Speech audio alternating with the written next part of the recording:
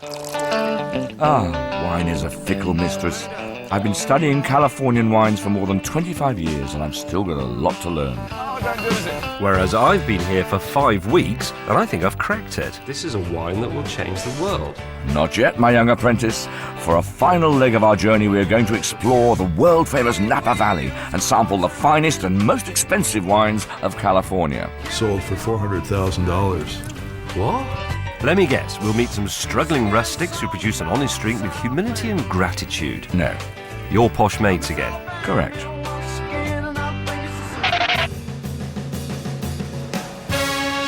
For the last 2 weeks, we've been staying in this Napa Valley trailer park, surrounded by banjo players, and exploring the surrounding area. So far, though, we haven't visited any of the wineries in the valley itself. That comes next, and already I'm having uneasy feelings about the place. Oz? Yeah. Do you think Napa Valley seems a bit too nice? Suspiciously nice? Napa Valley? Yeah. The real problem with Napa Valley is that it's a sort of high-powered PR machine. It's brilliantly effective at marketing the whole idea of elegance, sophistication, quality and price. And what we really have to be careful of in Napa Valley is being seduced by all this. Everyone is going to charm us, they're going to treat us, they're going to cosset us, and we're going to go away saying, God, Napa Valley is a wonderful place full of wonderful wines and wonderful people, and all they will be doing is saying, yes, exactly. Napa Valley PR has seduced yet another bunch of cynical English guys. See, I knew he'd put it better than me. Well, here's some background for you, James. Napa Valley is the self-styled jewel in the crown of Californian winemaking. It gets very hot in the daytime but stays pretty cool at night, which makes for excellent grape-growing conditions. Although the first modern winery was only built back in the 60s, over the past 40 years the wine business has exploded and the money's flooded in. Napa Valley is known as the Vegas of winemaking for its extravagant, sometimes bonkers architecture, and our next winery visit should show James why.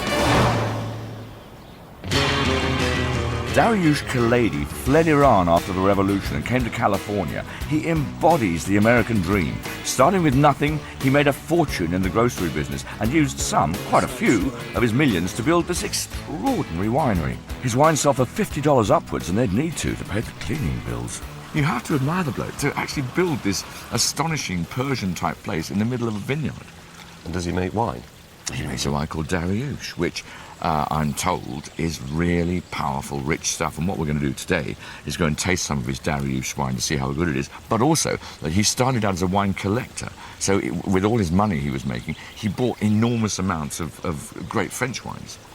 So hopefully today he's going to put some of his stuff out and also some of the great French wines out. And he's going to say, well, which is better? Does that interest you? Yeah, it does. As well as providing us with some wines to taste, we're also going to try some of the local cheese. I wasn't as happy about that because cheese flatters wine, but these powerful reds will at least stand up to the stuff.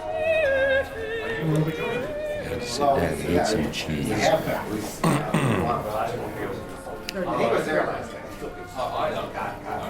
I'm also sitting next to the boss, so I've got to be quite careful. It all looks a bit swanky to me. How did you become interested in wine?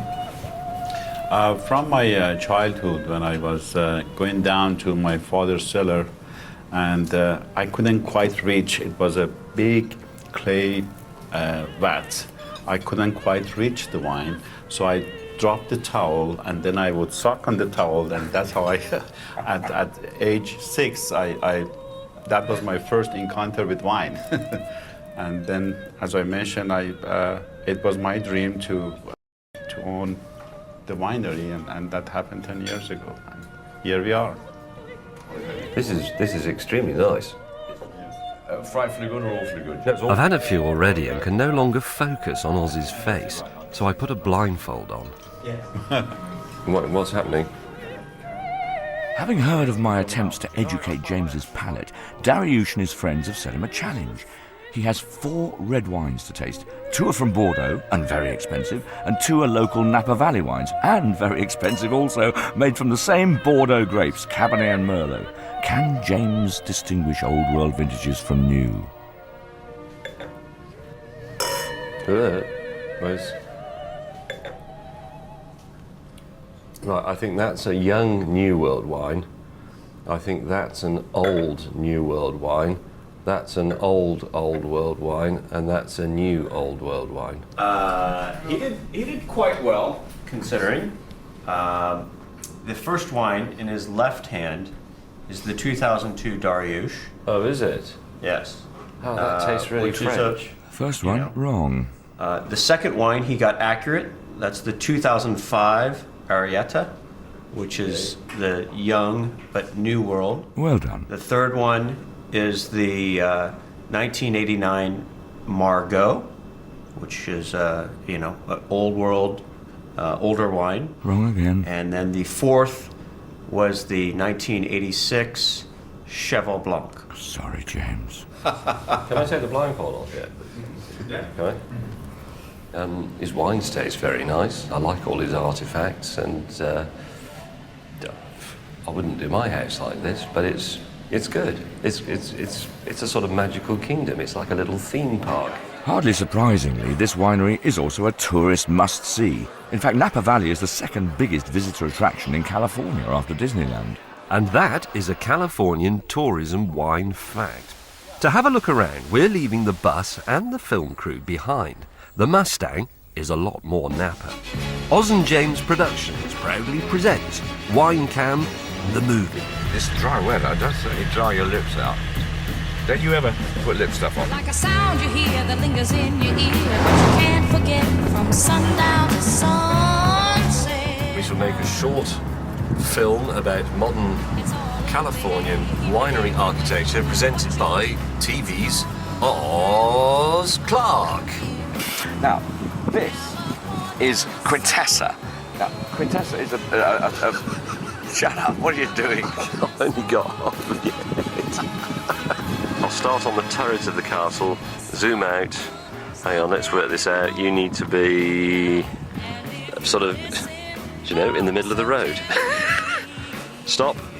This is a spectacular piece of architecture. Now, this is Opus 1, and Opus 1 is one of those, it's a joint venture between the Rothschild family of Bordeaux in France, who makes some of the top wines in Bordeaux, and Robert Mondavi, who is the great innovator, the great PR expert, the great promoter, the great flag waver for Napa Valley wines.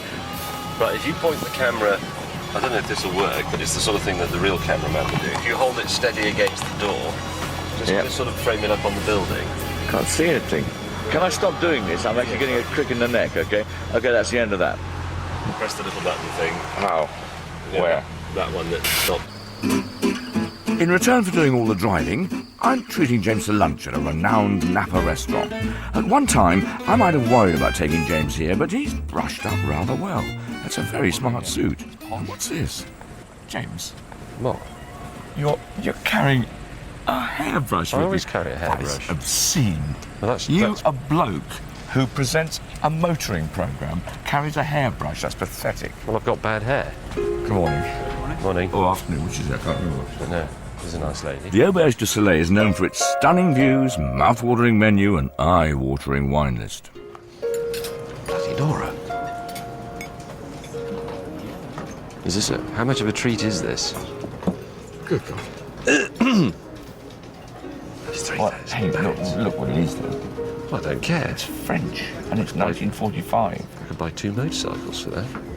Look at it. The list has wine from every area of California, so I want James to put his new wine knowledge to good use and choose the wine for us. How much of your money can I spend? You can spend...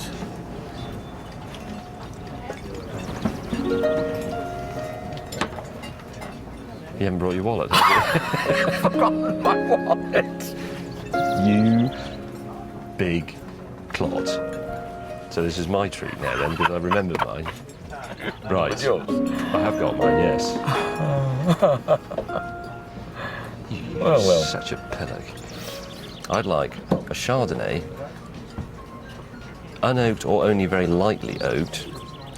I'd like it to have matured for at least 3 years in the bottle, and I would like it from either the Russian River Valley or I would like it from the Sonoma Mountains. I eventually choose us a Sonoma County Chardonnay and discover another way to impress Oz. It's really swirly. I'm only looking to see if it's off, aren't I? And it isn't, and it's delicious. Yes, please. Wonderful. It shows a certain amount of confidence to actually just smell the wine and say, Because actually the smart way to taste wine is just to smell it and say, that's fine. James's wine goes very well with our lunch menu, which features day boat, scallops, and California's rarest tomatoes, none of which comes cheap. You know, you said you were bringing me out for a treat. How much does it cost me, man with no wallet, so far?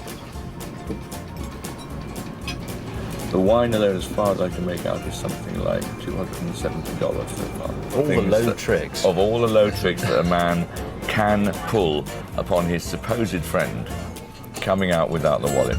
Luckily for me, the auberge agrees to foot the bill, provided we never come back. I'm starting to worry that James is getting far too fond of the high life. So, I've arranged a dawn visit to one of my favourite winemakers. This should get James's feet firmly back in the mud. If you know where to look, you can find an alternative face in Napa. John Williams of Frog's Leap is a real populist and one of the few local winemakers who make affordable wine. His grapes are all grown organically, and this morning, James is going back to wine basics to help with the harvest. Why exactly did we have to be here at 6 o'clock? Because the grapes are much colder at this time of the morning. If you feel the grapes now, they're ice cold. And if you feel the grapes in 5 hours' time, they're hot. The juice is hot. Now, when you get the grapes into the winery, you want cold grapes because you keep all the aromatic flavours inside the grapes. If you let them all get hot, all the aroma goes up into the air. You never see it again. You get flat flavoured wines. And that's a wine fact. Morning, gentlemen. I think we're a little late already, aren't we? No, we're not. Come on, we got work to do. James, Morning. here's your knife. The picking team have to pack a day's harvest into 3 or 4 hours, so they've got to work fast. Starts to rile up, that's the time a fellow needs a sword. Martine, can you have James help you pick just a little bit? All right, will you show him how? Yeah. So just...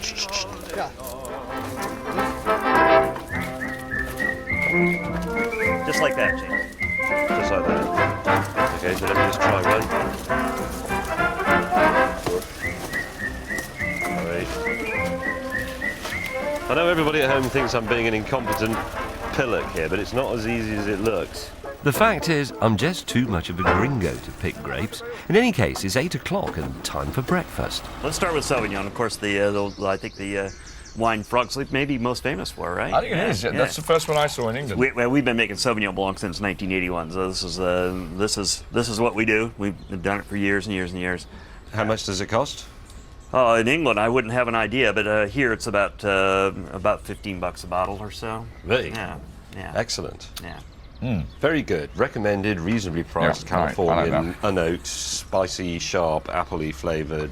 I think fruit in white wines is overrated. I really like more minerality, or I think fruit in red wines is underrated. Let's try the Zinfandel. Maybe we can bring that to the table. But This is my favourite grape.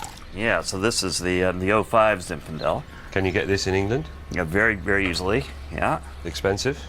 Not extraordinarily so. I mean, here it's a $20 bottle of wine. So Yeah, that's okay. Fair enough. Does this taste better because you've done it in organic? You think about organic, you think about kind of the chemistry of organics. I don't know about that, but in terms of the intent of organic, about building a living, healthy system, I think you can taste that in this wine. Everything that came into this glass came from the soil, came from the place that it was grown. Every single molecule in here came from the soil, not from a drip tube, not from an irrigation sprinkler, not from a bag of fertilizer, nothing but from what came from the soil itself. Will that make the wine taste different, better, more representative of the place? You have to think so, or I have to think so. Merlot. John is an exception in these parts, a man of the people who wants to make wine that people can afford to drink. Is that asking too much?